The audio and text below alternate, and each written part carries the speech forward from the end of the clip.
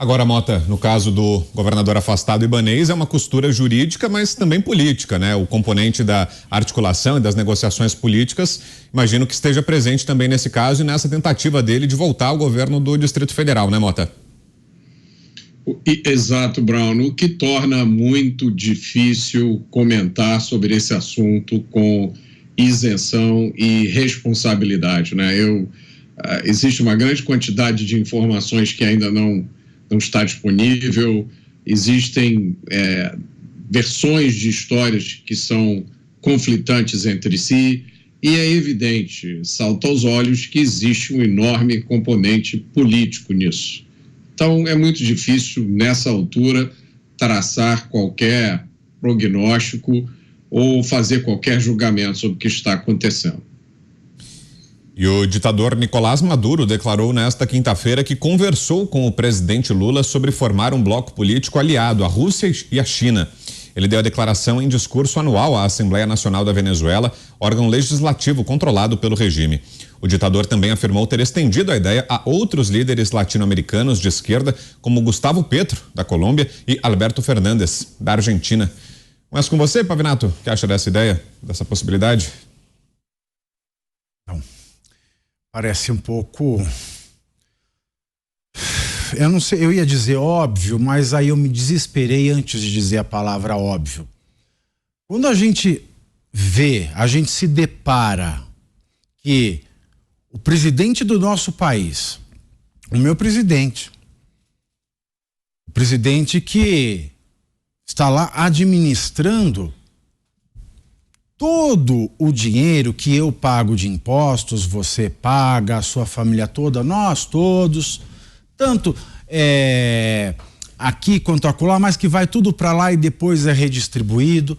Quando eu vejo que o presidente que cuida do bem-estar dos meus irmãos brasileiros, um presidente que é responsável pelos rumos do futuro do país, na educação, na saúde, quando eu vejo que o presidente do meu país, que está passando por um momento turbulento, e esse presidente agora está preocupado com a manutenção da democracia contra fascistas, como ele mesmo diz, quando eu vejo que o meu presidente está recebendo sugestão de um ditador genocida, vagabundo, como Nicolás Maduro, eu só tenho certeza de que eu não posso dormir tranquilo. Como é que alguém em sã consciência vai aceitar com um espírito tranquilo de que Nicolás Maduro está sugerindo o que deve ser feito, ainda mais com países tão joinhas quanto a Rússia e quanto a China?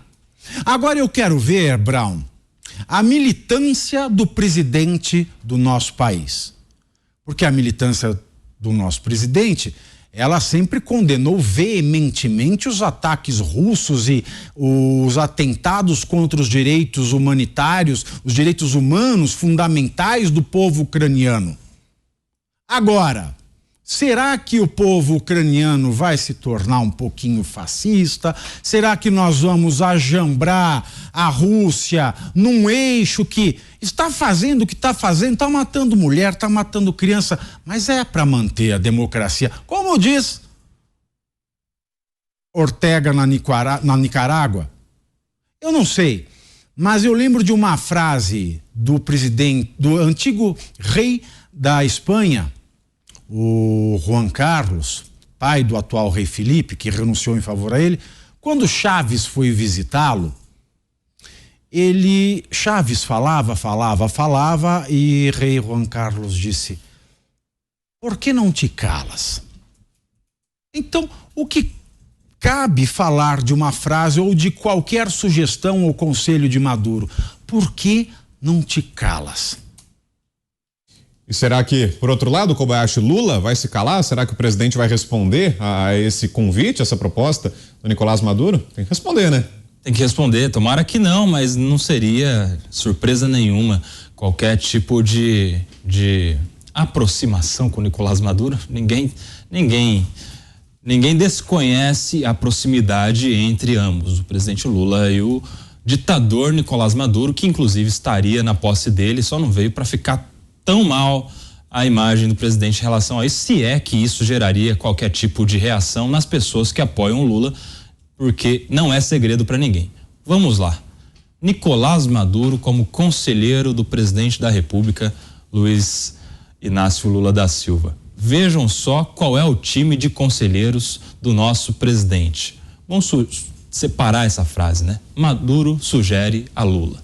Então a pessoa que está sugerindo políticas, decisões, métodos de governo ao presidente da República é o senhor Nicolás Maduro, que é um ditador. E a gente sabe que governos ditatoriais têm, por normas de tratados internacionais, uma repulsa nas relações internacionais. Ou seja, quando um Estado ele tem práticas de ditadura, o correto seria que os outros estados cortassem relações econômicas, relações institucionais, relações diplomáticas, e não é o que nós estamos vendo nestes primeiros dias de governo Lula, porque o Maduro já viria para o Brasil na posse, porque agora ele é um conselheiro, uma pessoa que dá sugestões ao governo Lula. E em relação ao segundo ponto, o Maduro sugere a Lula um bloco político, que envolve, dentre outros países, a Rússia e a China, países outros da América Latina com governo de esquerda. E aqui eu quero fazer uma breve lembrança. No início da guerra entre a Rússia e a Ucrânia, todos os apoiadores do presidente Lula criticaram com veemência o presidente Bolsonaro por não condenar os atos de violência praticados pelo governo russo. Se lembre disso. Foram dias, semanas, muito tempo de todos esses apoiadores do governo Lula atacando, adjetivando o presidente Bolsonaro por não se manifestar contra o intento de guerra russo naquele momento. E agora, vejam só, gostaria de saber a opinião. O que teriam a falar estes que criticaram tanto o presidente Bolsonaro naquele momento por não ser contra os atos russos na guerra contra a Ucrânia, de receber agora o presidente Lula um conselho de se unir a este tão ruim governo que pratica guerras, o governo russo. Você, Mota? O carnaval está vindo aí. Carnaval é época de blocos. Aqui no Rio de Janeiro tem certos dias em que a cidade fica paralisada porque os blocos fecham as ruas. E aí o resultado é caos. Mas existem sempre aqueles que se beneficiam do caos. E isso me leva à sugestão de Nicolás Maduro. Parece que a proposta dele foi montar um bloco, não um bloco de carnaval, um bloco político, que incluiria Brasil, Venezuela e Argentina. E esse bloco seria aliado à Rússia e a China. Mas espera aí, a Rússia nesse momento, como disse Kobayashi, está envolvida em uma guerra que muita gente teme, pode vir a se tornar a Terceira Guerra Mundial. E tem mais, Rússia e China nem sempre estão alinhadas. Na verdade, elas são concorrentes. E ainda há um pequeno detalhezinho chamado Estados Unidos da América. Dificilmente o governo americano vai aplaudir ou apoiar uma aliança desse tipo entre países latino-americanos, Rússia e China. Mesmo que o governo americano seja um governo democrata, um governo de esquerda. Mas vamos lembrar que esse governo americano democrata de esquerda, ele já deu uma enorme ajuda militar à Ucrânia, que está em guerra com a Rússia. Ajuda militar, gente, é um apelido para venda de armas. Para vocês terem uma ideia, os Estados Unidos já emprestaram, deram, venderam, financiaram mais de 62 bilhões de dólares em armas para a Ucrânia. Mas, Roberto, o que significa 62 bilhões de dólares? Eu digo para vocês, é quase igual ao orçamento total de defesa da Rússia. Vocês vão me desculpar o trocadilho, mas essa ideia do Maduro não me pareceu muito madura. Quer completar, Pavinato? Só para lembrar também, o Brasil já está intrinsecamente ligado com a Rússia e com a China. Vale lembrar que Lula falou, tanto na campanha quanto nos seus primeiros dias, que ele quer fortalecer o laço que nós já temos com os BRICS. Brasil, Rússia, Índia e China.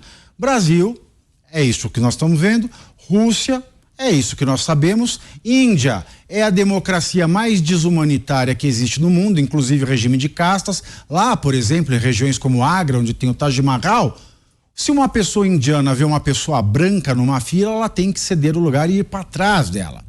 Você que é da turminha do amor, do Todes, saiba disso. Você que é do Todes, saiba, se você que é branco chega na Índia, ninguém pode entrar na frente, você tem que passar na frente. Essa é a democracia indiana. E claro, a China. A China aí onde a gente vê toda a sorte de métodos repressivos contra a população. Então, assim, também não é nenhuma novidade, porque o presidente Lula já disse que quer reforçar o laço com o BRICS. Agora, Mota, isso joga dúvidas também sobre o futuro da política migratória brasileira, né? O Brasil tem recebido muitos refugiados venezuelanos, né? Muita gente que foge da ditadura do Nicolás Maduro na Venezuela. A Operação Acolhida, inclusive, recebe elogios da comunidade internacional, é muito bem avaliada por esse trabalho de acolhimento aos venezuelanos. Isso também pode estar em xeque a partir dessa aproximação do governo Lula com a ditadura de Maduro, né, Mota? Com certeza, Brown. Com certeza deve... Nesse momento em que a gente está conversando aqui, deve ter muita gente preocupada, muita gente temendo o que essa aproximação pode significar, né?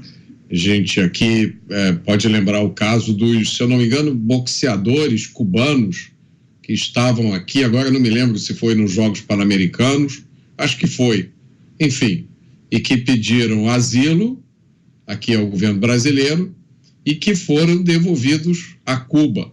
Não sei se a gente sabe qual foi o destino deles depois que voltaram para Cuba.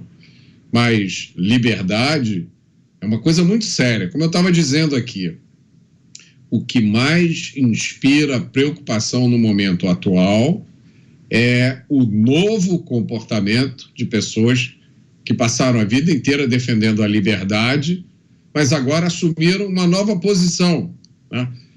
Elas passaram a vida inteira defendendo liberdade e direitos humanos, mas agora elas descobriram um mais.